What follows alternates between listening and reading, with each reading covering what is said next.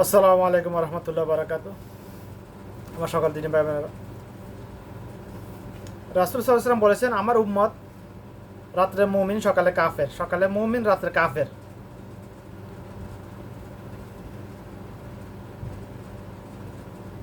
অর্থাৎ এই কথার তাহকিক হলো, ব্যাখ্যা হলো যে মানে আদম সন্তান জানে না যে কখন তার কথার মাধ্যমে কখন তার ইমান চলে গেছে, এটা জানে না, বুঝতে পারে না। অর্থাৎ আমাদের কথার মাধ্যমে আমাদের ইমান চলে যায়। এই কথার পরিপূর্ণ তাহকিক হলো এটাই, ব্যাখ্যা হলো এটাই। শুধু একটা হাদিস আরবি পড়তে পারলাম, এটার অর্থটা বলতে পারলাম, এতটুকু এখানে সীমাবদ্ধতা নয় কখনো।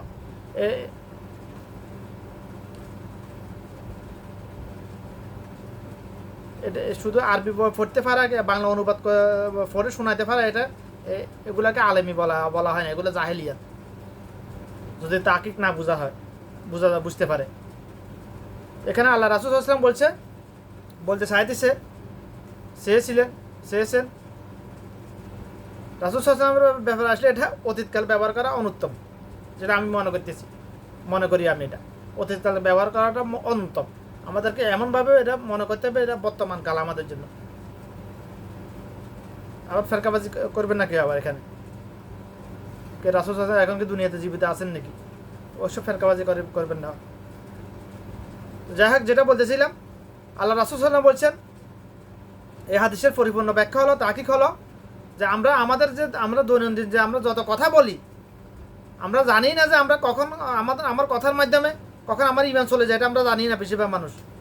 অর্থাৎ ইমান চলে যেতে পারে, যাবার সুযোগ আছে।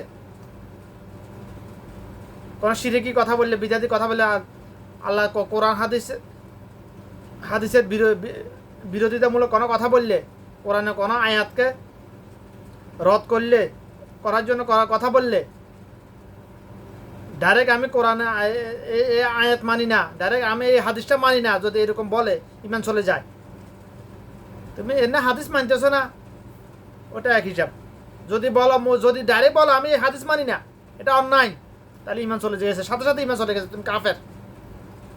যদি বলো আমি কোরআন আয়াত এটা আমি এটা মানি না, এটা অন্যায়, এটা নাউজুবিল্লাহ, তোমার ইমান চলে গেছে সাথে সাথে। শুধু মা কালীকে সেজদা করলে, হিন্দুদের মতো পূজা করলে শুধু ইমান যায় না ভাই। গরুর পূজা, শিবের পূজা, শিবলিঙ্গের পূজা, মহাদেবের পূজা, কৃষ্ণের পূজা, শুধু পূজা করলে ইমান যায় না। শুধু মাজারে গিয়ে সেজদা করলে ইমান যায় না, এই ইমান কথার মাধ্যমে ইমান চলে যায়। এই জন্য আল্লাহ রাসূল সাল্লাল্লাহু আলাইহি ওয়াসাল্লাম বলছেন, আমার উম্মত যেন রাতে ঘুমানোর পূর্বে আগে, ওই হাদিসের অংশ যে আমার উম্মত রাত্রে মুমিন, সকালে কাফের, সকালে মুমিন, রাত্রে কাফের। এই জন্য আমার উম্মত যেন ঘুমানোর পূর্বে কালিমা পাঠ করে, ইমান এনে তারপর ঘুমায়। আমরা কয়জন আছি ঘুমানোর পূর্বে কালিমা পাঠ করি? আমরা কেন আমরা পাঠ করব? মুসলমান ঘরে জন্ম নেওয়া আদম সন্তানগুলো তো এটা এই হাদিসটাকে মানে না, অস্বীকার করতেছে ডাইরেক্ট, ইমান চলে যায় এটাই মানে না। আমি আমার লাইফে বিগত অনেক মানুষের আমি বিভিন্ন বিষয়ে কথা বলছি যে ইমান চলে যায়, এটা স্বীকার করে না। যে মুসলমানের ঘরে জন্ম নিলে নেওয়ার পরে সে যদি শিরিক করে, শিরিকমূলক কথাবার্তা বলে, তার ইমান চলে যায়, এটা অস্বীকার করতেছে ডাইরেক্ট। মুসলমান ঘরে জন্ম নেওয়া আদম সন্তান ডাইরেক্ট অস্বীকার করতেছে ভাই। কার সাথে? আপনাদের সাথে করতেছে না, আমার সাথে ডাইরেক্ট অস্বীকার করেছে এ পর্যন্ত অনেক লোক। নাম নিলে ফেতনাবাজি শুরু হবে, যেন নাম নিতেছি না আমি।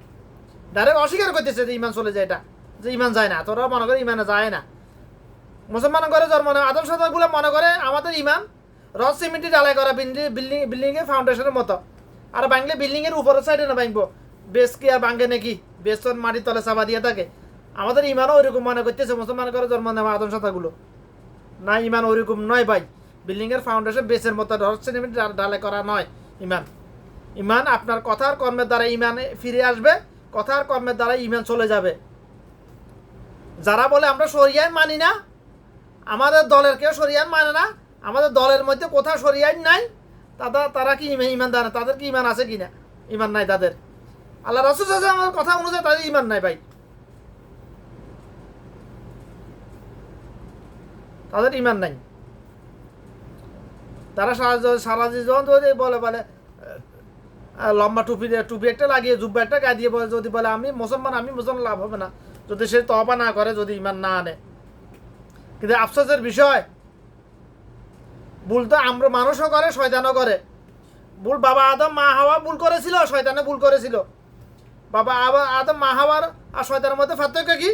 বাবা আদম মা হাওয়া ভুল করেছে, পরবর্তীতে যখন হুঁশ এসেছে ওই ভুলের স্বীকৃতি দিয়ে আল্লাহর কাছে মাফ চাইছে, এই জন্য আল্লাহ মাফ করে দিয়েছে। আর শয়তানের কাজ ধর্ম কি? শয়তান ভুল করেছে, ভুলের স্বীকৃতিতে নাই, মাফা চাই নাই, এই জন্য আল্লাহ মাফ করা। শয়তান জাহান্নামী, বিতাড়িত শয়তান জান্নাত থেকে বিতাড়িত করে দিয়েছে, শয়তানকে বের করে দিয়েছে আল্লাহ পাক। বাবা আদম মা হাওয়া জান্নাত থেকে বের করে দিয়েছে, দুনিয়াতে পাঠিয়েছে, আবার জান্নাত কামাই করার জন্য তারা ইনশাআল্লাহ আবার জান্নাতে চলে গেছে।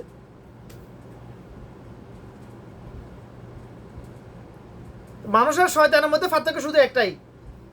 আমার এই সংক্ষিপ্ত এলেম জীবনের মধ্যে যতটুকু এলেম আল্লাহ পাক আমাকে এ পর্যন্ত দিয়েছে, আমি শুধু একটাই পার্থক্য পাইছি মানুষের শয়তানের মধ্যে। শয়তানের সৃষ্টি হয়েছে উৎপন্ন হয়েছে ভুল করার থেকে, আমাদেরও সৃষ্টি হয়েছে ভুল করা উসুলের থেকে। বাবা আদম মা হাওয়া ভুল করেছে, দুনিয়াতে পাঠিয়েছে, তাদের উসুলে আমরা দুনিয়াতে এসেছি, একই সূত্রে। শয়তানের নাম কি আগে শয়তান ছিল নাকি? শয়তানের নাম আগে শয়তান ছিল না। শয়তান জিনদের অন্তর্ভুক্ত।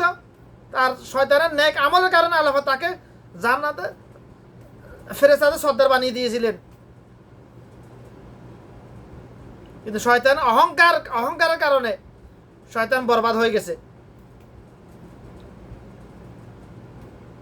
শয়তান নিয়ে আমি ডাইরেক্ট কথা বলার কারণে শয়তান আমার কত দিক থেকে আমাকে ক্ষতি করার চেষ্টা করতেছে, এটা আমি জানি, আমার আল্লাহ ভালো জানে, আমিও জানি। আমাকে আল্লাহ আমাকে জানা তৌফিক দিয়েছে কীভাবে চেষ্টা করতেছে দিক থেকে। আমার পরিজন পাড়া প্রতিবেশী আত্মীয় স্বজনের মাধ্যমে যে যাই হোক, ওইদিকে গেলাম না। আমি নিজেকে প্রমোট করার জন্য কথা বলতেছি না। তারপর তার জন্য আমি কি এ বয়ে কি আমি শয়তানের বিরুদ্ধে কথা বলাকে ছাড়িয়ে দিব নাকি আমি? কারণ নিশ্চয় শয়তান আদম সন্তানের অদৃশ্যমান প্রকাশ্য শত্রু ভাই। শয়তান আদম সন্তানের জন্য অদৃশ্যমান প্রকাশ্য শত্রু। তবে শয়তান নিজে কিছু করে না, শয়তান মানুষকে দিয়ে করায় সব কিছু। শয়তান মানুষের ক্ষতি করতে পারে, তবে নিজে কিছু করে না, মানুষকে দিয়ে করায়। একজনের ক্ষতি আরেকজনকে দিয়ে, আর একজনের ক্ষতি আরেকজনকে দিয়ে, একজনকে জাহান্নামের দিকে পরিচালনা করে, হাতের পরিচালনা করে, হাতে রসুল্লাহ আরো কয়েকজনকে জাহান্নামের দিকে টেনে নিয়ে যাইতেছে শয়তান, যাবে। শয়তানকে ওই ক্ষমতা আল্লাহ দিয়ে দিছে। তো আমরা কানফরা দিতে পারি, আমরা মানুষেরকে আল্লাহ ক্ষমতা দিয়েছে কানফরা দেওয়ার, মানে কানে কানে ফুসু করে অমুক তোর নামে এটা বলেছে ফিকশন বাজিয়ে দেবার, ফেতনাবাজি সৃষ্টি করার এ ক্ষমতা আমাদেরকে দিয়েছে। তবে শয়তানকে যে ক্ষমতা দিয়েছে এটা মানুষকে দিয়ে নাই। শয়তানকে আল্লাহ পাক মানুষের কলবে অসহসা দেওয়ার ক্ষমতা দিয়ে দিয়েছে, এটা কোনো মানুষকে দেয় নাই সৃষ্টিগুলির মধ্যে আল্লাহ পাক, কারণ নবী রাসূলকেও দেয় নাই, সাধারণ মানুষের কথা বাদ। তবে শয়তানকে ওই ক্ষমতা দিয়েছে মানুষের কলবে কানফরা দেওয়ার জন্য, ফিকশন মারার জন্য। শয়তানের মানুষের নিয়ন্ত্রণে নিয়ে গিয়ে ব্রেন কন্ট্রোল করে মানুষকে দিয়ে যাবতীয় পাপ কাজ করানোর শয়তানকে ক্ষমতা দিয়ে দিয়েছে আল্লাহ পাক। এটা আপনাদের বিশ্বাস হলেও সত্য, না হলেও সত্য, বুঝে আসলেও সত্য, বুঝে না আসলেও সত্য। এটা আমি কেমনে বুঝতে পারিছি এটা প্র্যাকটিক্যালি? আমাকে আল্লাহ পাক বুঝার তৌফিক দিয়েছে, এই জন্য আমি এটার পিছনে লেগেছিলাম, এই জন্য বিগত প্রায় 14 বছর লেগে আছে, এই জন্য বুঝতে পেরেছি, বুঝার তৌফিক দিয়েছে আল্লাহ পাক। শয়তানকে আল্লাহ পাক মানুষের নিয়ন্ত্রণে নিয়ে গিয়ে ব্রেন কন্ট্রোল করে যাবতীয় পাপ কাজ করার সুযোগ ক্ষমতা দিয়ে দিছে। যেরকম কম্পিউটার মাউস দিয়ে যত ক্ষমতাশীল বা পাওয়ারফুল কম্পিউটার হোক না কোনো কম্পিউটার নিয়ন্ত্রণ করা যায়, সেম একই অবস্থা, একই ধরনের ক্ষমতা শয়তানকে আল্লাহ পাক দিয়ে দিয়েছে। কারণ শয়তান তার যে নেক আমলগুলো করেছিল তার উসুল্লায়, তার দোহাই দিয়ে আল্লাহর কাছে চাইছে এগুলো ক্ষমতাগুলা, এই জন্য আল্লাহ পাক দিয়ে দিয়েছে। এবং কি আল্লাহ সামনাসামনি চাইছে, তো এই জন্য দিয়ে দিয়েছে এগুলা। কারণ শয়তান আল্লাহকে চ্যালেঞ্জ করেছে, তো এই জন্য আল্লাহ পাকে শয়তানকে চ্যালেঞ্জ করেছে, এই জন্য শয়তানকে এগুলো দিয়ে ক্ষমতাগুলো দিয়েছে। মানুষের রক্তের সাথে মিশে যাওয়ার ক্ষমতা দিয়েছে, কলবে নিয়ন্ত্রণে নেওয়ার ক্ষমতা দিয়েছে, ব্রেন কন্ট্রোল করার ক্ষমতা দিয়েছে। আচ্ছা আমি কি হাতটা নাড়াইতেছি, এভাবে করতেছি? আমাকে এক ফেতনাবাজ বলে, এক জাহেল বলে, তুই এভাবে কথা বলে হাত নাড়াই মারাই। যাই হোক, ওদিকে গেলাম না। হাত কি একটা বিষয় বোঝানোর ক্ষেত্রে হাতটা সবাই নাড়ায়, নাড়াতে হবেই। আমি কি মুদ্রা নাকি আমি যে আমার হাত পা নড়বে না? আমি হাত নাড়াইছি কেন? যারা বোবা বড়া তারাই আমার কথাগুলো বুঝতে পারবে। এটা আমার একটা উদ্দেশ্য, হাত নাড়ানোর। কথা ফ্লোতে এটা আসবে, হাত নড়বেই। জাহেল যে ও জাহেল, যে জাহেলটা তো এগুলো বলবে, সে জাহেল, আমার কি করার এখানে। শয়তানকে আল্লাহ পাক ক্ষমতা দিয়ে দিয়েছেন এগুলা। একজন মানুষ একজন মানুষও ক্ষতি করতে হলে তার সামনাসামনি যেতে হবে, তার গায়ের সাথে মিশতে হবে আঘাত করতে হলে। কিন্তু শয়তানের আল্লাহ পাক ক্ষমতা দিয়েছে দূর থেকে মানুষকে ক্ষতি করতে পারে। এই জন্য আমি কোরআন হাদিসের সারাংশ বলতেছি এখানে। ব্যাখ্যা দিতে গেলে তো অনেক লম্বা সময় ব্যাপার। ব্যাখ্যা দেওয়ার ক্ষমতা আমার কি আছে নাকি, যদি আল্লাহ তৌফিক না দেয়?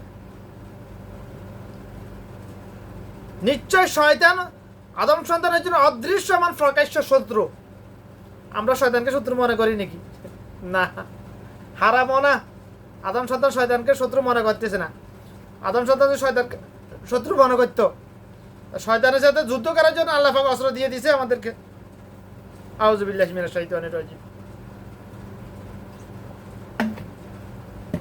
অস্ত্রটা কি? আউযু বিল্লাহি মিনাশ শাইতানির রাজিম।